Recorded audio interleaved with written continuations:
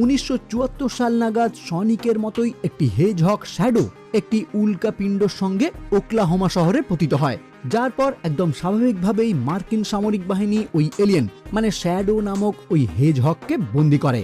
আর পরবর্তীতে ক্যাপ্টেন ওয়াল্টার্সের তত্ত্বাবধানে guardian unit of nation মানে GUN তাদের একটি বিশেষ গবেষণা কেন্দ্রে অধ্যাপক জেরাল্ড রোবটনিকের দ্বারা শ্যাডোর উপর বিভিন্ন পরীক্ষা নিরীক্ষা শুরু করে। আচ্ছা, এখানে জানিয়ে রাখি, এই জেরাল্ড রোবটনিক আসলে ডক্টর রোবটনিক মানে আমাদের প্রথম 2 পর্বের যে মেন ভিলেন তারই গ্র্যান্ডফাদার। এটা আপনারা কিছুক্ষণ পরে আরো ভালোভাবে বুঝতে পারবেন। এখন শুধুমাত্র আমি এটা আপনাদেরকে জানিয়ে রাখলাম। ওকে, তো এই বিশেষ গবেষণা কেন্দ্রে শ্যাডোর উপর যখন বিভিন্ন ধরনের পরীক্ষা নিরীক্ষা শুরু হয়, তখন ডক্টর জেরাল্ডের একমাত্র নাতনি মারিয়ার সঙ্গে শ্যাডোর একটি বন্ধুত্বপূর্ণ সম্পর্ক গড়ে ওঠে। কিন্তু ডক্টর জেরাল্ড যখন জানতে পারে এই GUN শ্যাডোর ক্ষমতা নিয়ে মিসইউজ করতে পারে, তখন শ্যাডোকে এদের হাত থেকে রক্ষা করার জন্য জেরাল্ড তার নাতনি মারিয়া এবং শ্যাডোকে নিয়ে এখান থেকে পালিয়ে যাওয়ার চেষ্টা করে। কিন্তু তাদেরকে আটকাতে গিয়ে একদমই দুর্ঘটনাবশত ওই গবেষণা কেন্দ্রে একটি বিস্ফোরণ ঘটলে মারিয়া ওই স্থানেই মারা যায়। ফলস্বরূপ পরবর্তীতেই ক্যাপ্টেন ওয়াল্টার্স ওই গবেষণা কেন্দ্রটি বন্ধ করে দেয় আর ডক্টর জেরাল্ডকে বন্দি বানিয়ে শ্যাডোকে হাইবারনেশনে পাঠিয়ে দেওয়া হয়। আর এইখান থেকে সিন শিফট হয় 50 বছর পর, মানে বর্তমান টাইমে, যেখানে প্রথমেই আমরা দেখতে পাই কোনো এক অজানা ব্যক্তি জাপানের উপকূলে অবস্থিত GUN এর সেই বিশেষ কারাগারের সিকিউরিটি সিস্টেম হ্যাক করে তার মধ্যে হাইবারনেশনে থাকা শ্যাডোকে মুক্ত করে দেয়। ফলে ওই স্থান থেকে মুক্তি পেয়ে সে সোজা টোকিওতে উপস্থিত হয়ে GUN এর সামরিক বাহিনীর সঙ্গে লড়াই করে ওই শহরে তাণ্ডব চালাতে শুরু করে, কারণ শ্যাডোর মধ্যে এখন প্রতিহিংসার আগুন জ্বলছে। যেটা দেখে GUN এর ডিরেক্টর মিস রকওয়েল বুঝতে পারেন এই এলিয়েনকে থামানো তাদের পক্ষে কখনোই সম্ভব না। ফলে সাহায্যের জন্য সে সোজা রওনা হয় টিম সনিকের উদ্দেশ্যে। এবার এই টিম সনিক কে বা কারা, এটা নিশ্চয়ই আর নতুন করে বলতে হবে না, কারণ আগের পর্বের লাস্টেই আমরা দেখেছিলাম সনিক, টেইলস এবং নাকলস তিনজনই একত্রিত হয়ে একটি টিম গঠন করেছিল মাস্টার এমারাল্ড রক্ষা করার জন্য।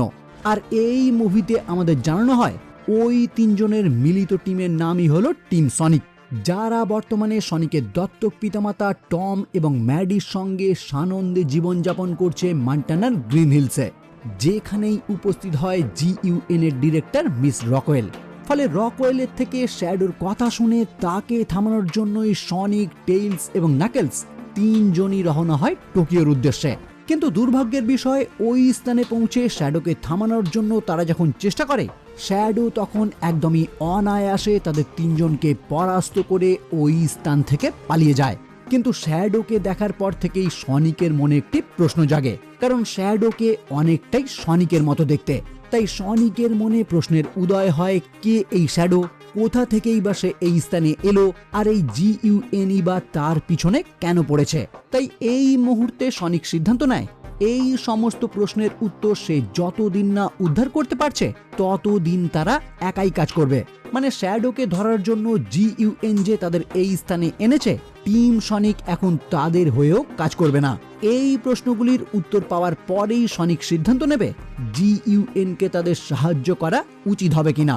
ফলে পরবর্তীতেই তারা তিনজন একত্রে একটি চাউ গার্ডেনে উপস্থিত হয়ে সিক্রেট মিটিং করতে শুরু করে, যেখানেই তাদের সঙ্গে দেখা করতে আসে ক্যাপ্টেন ওয়াল্টার্স, যিনি সনিককে শ্যাডোর সমস্ত অতীত সম্পর্কে বর্ণনা করে।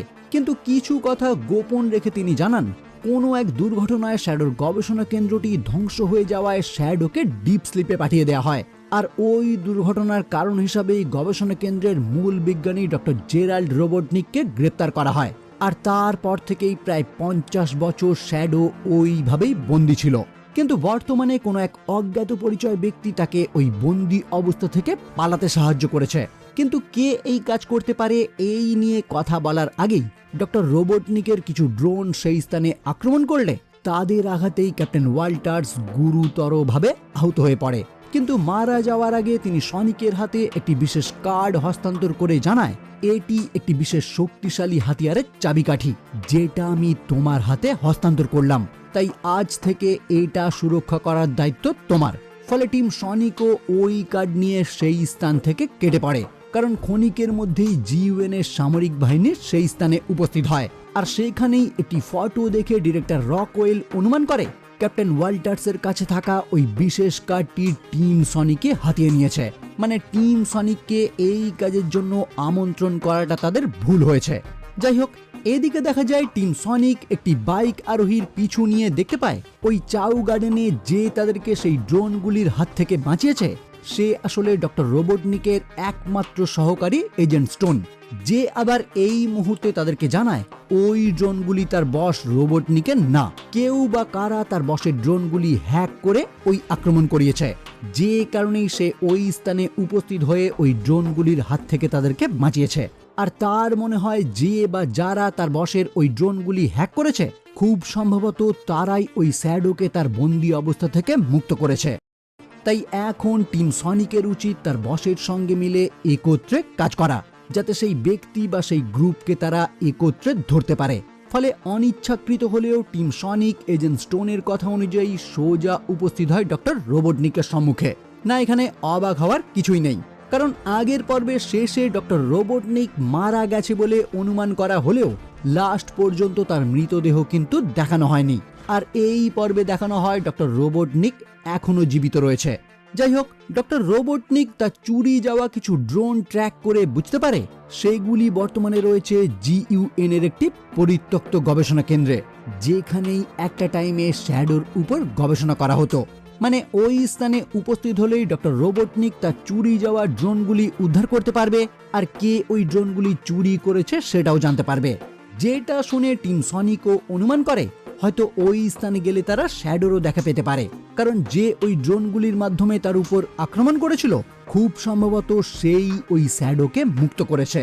ফলে পরবর্তীতে এই টিম সনিকও রেডি হয়ে যায় ডক্টর রোবটনিকের সঙ্গে ওই স্থানে যাওয়ার উদ্দেশ্যে।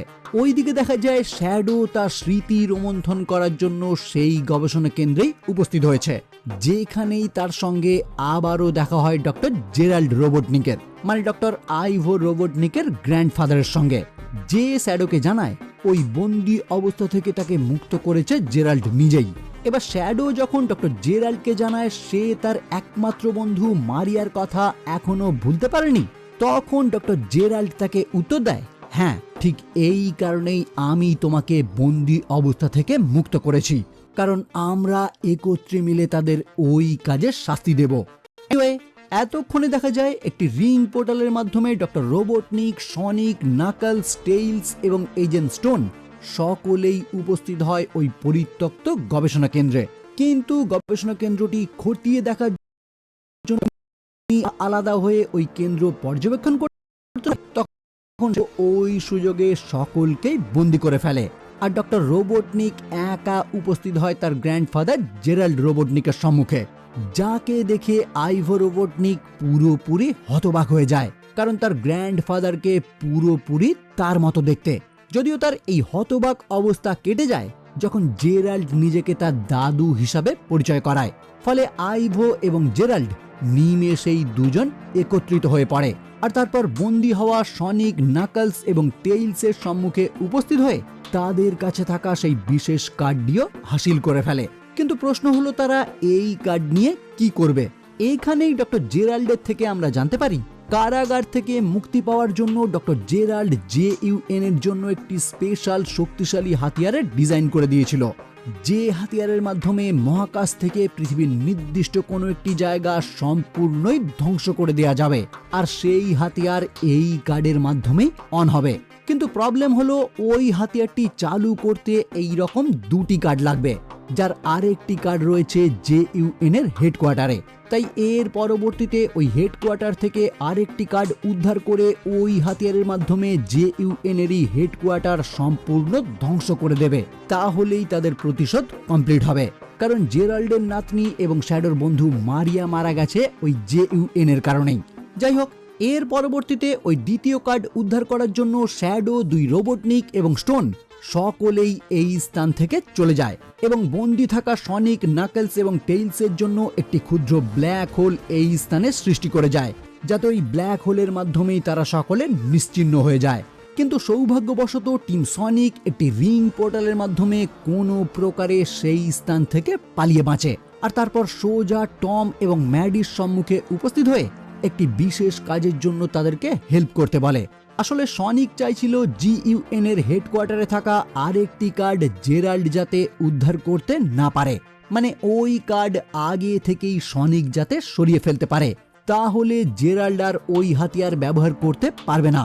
কিন্তু প্রবলেম হলো GUN হেডকোয়ার্টারে বাইরের কেউ কখনোই প্রবেশ করতে পারবে না, কারণ একটি অদৃশ্য শিল্ড অল টাইম ওই হেডকোয়ার্টারকে বাইরে থেকে সুরক্ষা করছে।